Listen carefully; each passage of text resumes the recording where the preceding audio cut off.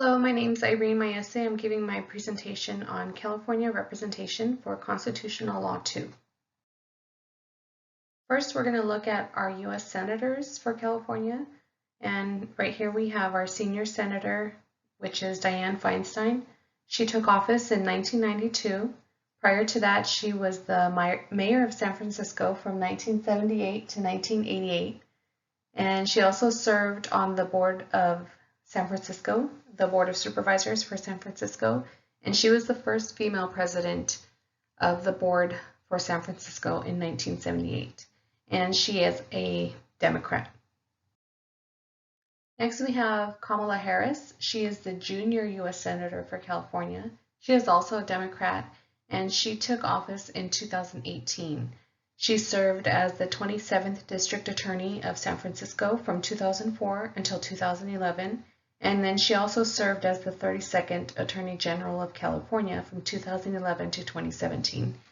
And fun fact, as you guys all know, she is currently running for U.S. President. For our congressional representation, we have Mark Takano. He is the congressional rep for the 41st Congressional District, and he has been in office since 2013.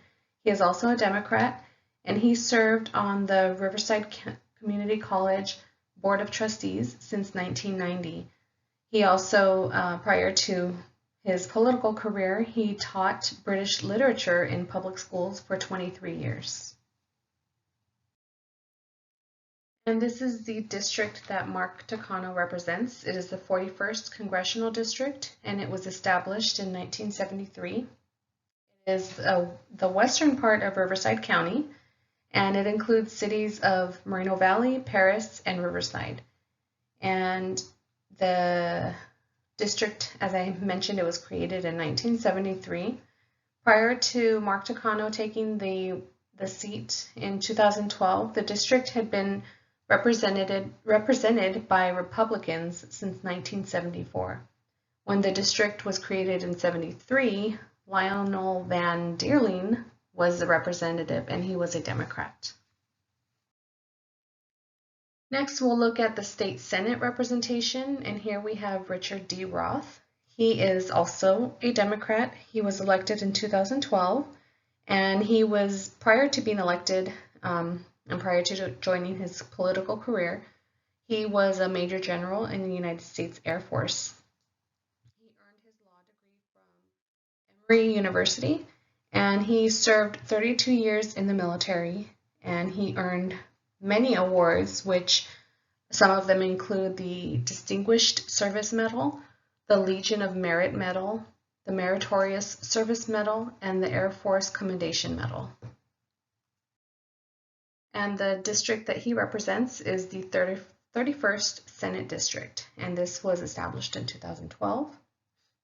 This is located in northwestern Riverside County, and it includes cities of Corona, Coronita, Eastvale, El Cerrito, High Grove, Home Gardens, Jurupa Valley, Mead Valley, Moreno Valley, Norco, Perris, and Riverside. Next, we'll look at our state assembly representative, and this is Jose Medina. He represents the 61st Assembly District. He is a Democrat, and he took office in 2012. He is the chair of the Higher Education Committee, and he is also a member of California Latino Legislative Caucus and also a member of the California Legislative Jewish Caucus. He taught at Riverside Poly High School, and he is also a Riverside Community College District trustee. And this is the district that Jose Medina represents. It is the 61st Assembly District, established in 2012. And this is the northwestern part of Riverside County, which includes cities of High Grove, Mead Valley, Moreno Valley, Perris, and Riverside. Looking at gerrymandering, this is very difficult to explain, but like one of our slides, one of our videos from the week mentioned, it's basically messing with legislative district lines by political parties. And it's typically the changing of the demographics, not so much changing, but trying to draw the lines so that the demographics are broken up. And they were previously drawn by politicians and drawn in such a way that will give certain politicians power in more states.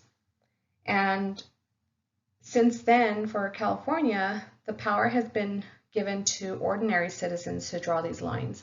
This is also done in Arizona. And because of this, I don't see a possibility for gerrymandering, although it is always, anything is possible, but one of the requirements when these citizens draw these lines, they have to make sure that the areas where the lines are drawn are equal in population, they are compact as possible, and they respect existing boundaries such as cities, counties, neighborhoods, and communities of interest. And when I was looking up the demographics of the certain cities located within the districts that represent my area, I noticed that they are smaller counts of cities within the areas, within the districts. And Riverside County is a very large county. It's one of the largest. And just seeing that the districts are separated so that they have a small number of cities, that kind of tells me that it limits the possibility of gerrymandering. That's one of the reasons why. And then a lot of the demographics were, they kind of followed the same patterns as far as income, race, gender, age groups. So I don't see too much of a possibility for gerrymandering in the districts that represent my area. All I have, and thank you for listening.